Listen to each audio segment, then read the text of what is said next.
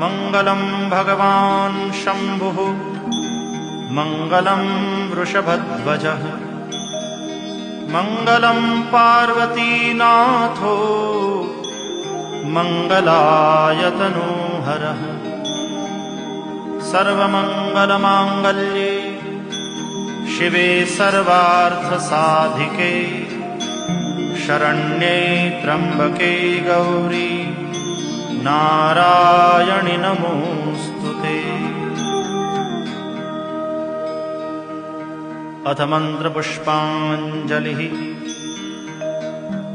ॐ जग्नेन जग्नमयजन्त देवास्तानि धर्माणि प्रथमान्यासन् तेहनाकं महिमानः सचन्त यत्र पूर्वे साध्याः सन्ति देवाः।